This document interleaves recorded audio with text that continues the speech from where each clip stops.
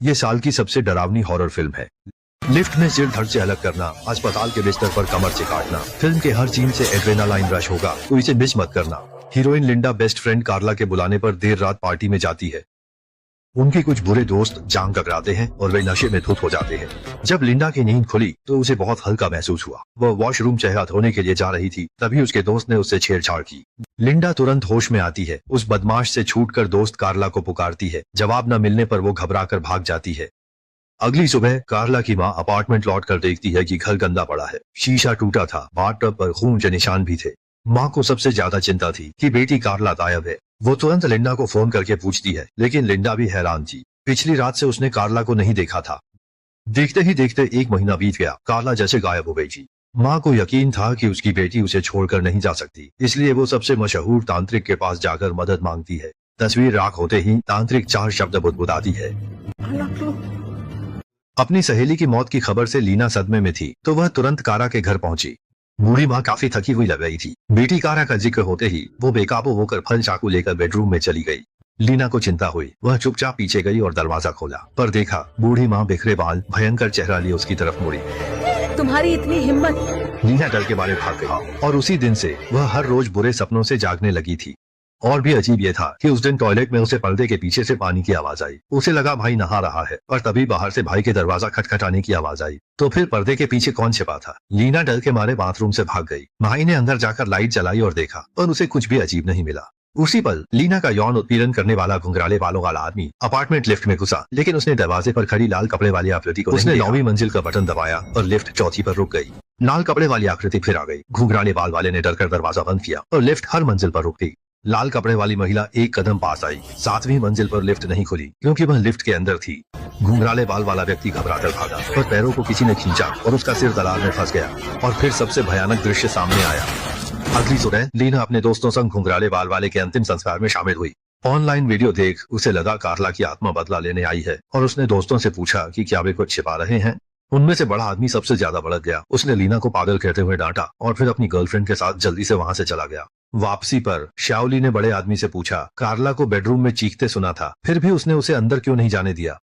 बड़ा आदमी बोला, कार्ला का बॉयफ्रेंड भी वहीं था, हम क्यों दखल दें? अचानक कार के सामने एक लाल आकृति आ गई, लेकिन उन्होंने उतरकर बहुत ढूंढा, पर कुछ भी अजीब नहीं मिला। तभी सड़क के बीच लाल कपड़े वाली महिला खड़ी हो गई। बड़ा आदमी डरकर कार में भागकर एक्सीलेटर दबाकर भाग निकला और अपनी गर्लफ्रेंड से पूछता रहा कि क्या उसने देखा कि वह क्या था। तभी कार में फोन बज उठा, जिसमें से गर्लफ्रेंड की आवाज आई। तब बड़े आदमी को होश आया।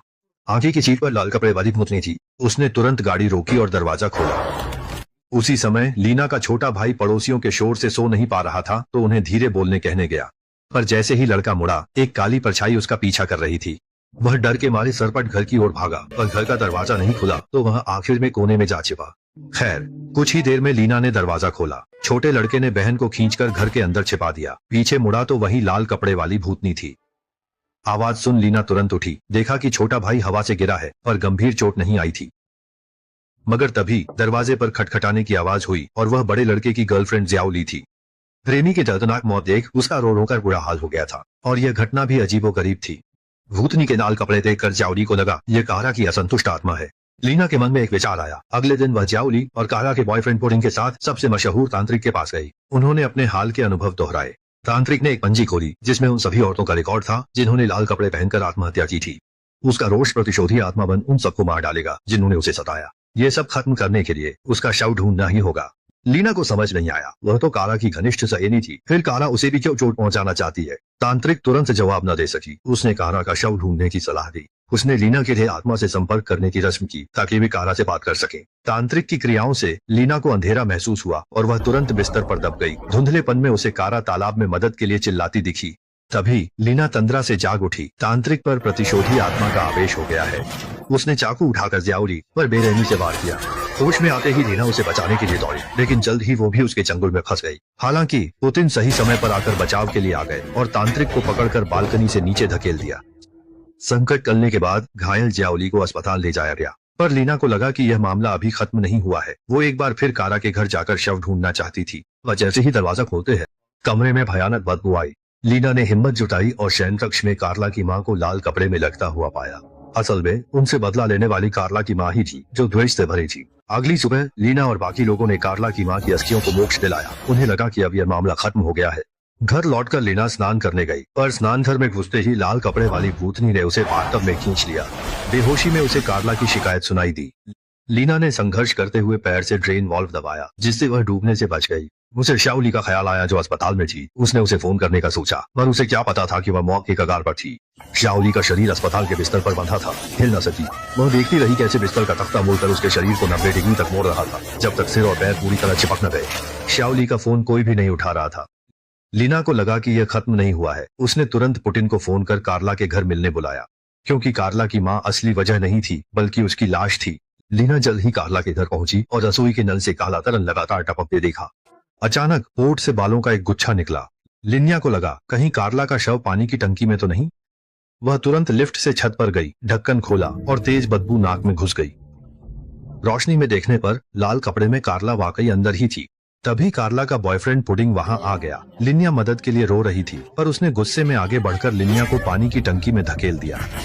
लिन्या कुछ समझ नहीं पाई। पुडिंग ने ढक्कन बंद कर दिया। चारों ओर सन्नाटा छा गया। उसे हड्डियों तक ठंडक महसूस हुई। अचानक उसका पूरा शरीर नीचे धंसा और लिन्या फिर से कार्ला से जुड़ गई। इस बार जो दृश्य दिखा वह बहुत स्पष्ट था। दरअसल पार्टी वाली रात दोस्त बड़ी दाढ़ी ने नशे में कार्ला का अपमान किया। बॉयफ्रेंड पुडिंग ने यह सब देखा और उसे संभालने की बजाय गुस्से में कार्ला को धक्का दिया, जिससे उसका सिर बांकब से टकराया और उसकी मौके पर ही मौत हो गई। पुडिंग बुरी तरह घबरा गया। जिम्मेदारी से बचने के लिए उसने कारा की मौत का इल्जाम दाढ़ी वाले पर लगाया और गुस्से का नाटक किया। फिर दोनों ने मिलकर कारा का शव छत पर पानी की टंकी में छिपा दिया। सब कुछ समझकर लीना चिल्लाई, पुतिन एक बुरा इंसान है। लेकिन तभी उनका आखिरी दोस्त दाढ़ी वाला वहां आ जाता है। आवाज सुनकर लीना ने टंकी के अंदर से ही सच्चाई बता दी। असल में दाढ़ी वाला तो बस पुतिन का बलि का बकरा था। गुस्से में वो पुतिन की ओर बढ़ा और दोनों में हाथापाई होने लगी। दाढ़ी वाला भारी पड़ता है, लीना को बचाने भागता है, पर पुतिन उसे ऊंचे मंच से धकेलता है और वह वहीं गिरकर मर जाता है। कई लोगों को मारने के बाद पुतिन की भयानक हंसी बंद पानी की टंकी में लीना को जगा देती है, जो लगभग मर चुकी थी। उसकी मरी हुई सहेली धीरे धीरे उसकी तरफ तैर रही थी। छत पर पुतिन दाढ़ी वाले का शव ठिकाने लगा रहा था। तभी टंकी तेजी से कांपने लगी और जोरदार धमाके के बाद सीधे जमीन पर गिर गई। पुतिन की डरी आंखों के सामने लीना मुड़े शरीर से धीरे धीरे बाहर निकली। लगता है मुझ पर कारा का कब्जा है। पुतिन डरकर भाग जाता है, पर सामने पीछे हर तरफ लीना ही लीना है। एक पल में लीना ने उसे अपने नीचे दबा लिया। पुतिन गिड़गिड़ाता रहा कि वह कार्ला से प्यार करता है। लीना का चेहरा धुंधलाने लगा और उसने मारना भी रोक दिया। पुतिन ने रॉड निकालकर लीना के पेट में घोंप दी और वह जमीन पर गिर पड़ी। पुतिन उसे खत्म करने ही वाला था। तभी कार्ला की प्रतिशोध की आत्मा फिर से प्रकट हुई और उस घटिया आदमी से लिपटकर उसे सीधे छत से नीचे ले उड़ी। लीना ने ऊपर देखा, कार्ला और उसका बॉयफ्रेंड सड़क पर मर चुके थे। यह थी लाल कपड़े वाली लड़की की पूरी कहानी। ये फिल्म भूतों का बदला लेने वाली एक सीधी सादी कहानी है। कुछ बातें तर्क संगत न लगे, पर भयानक माहौल इसे इस साल की बेहतरीन थ्रिलर फिल्म बनाता है। बस आज के लिए इतना ही। मिलते हैं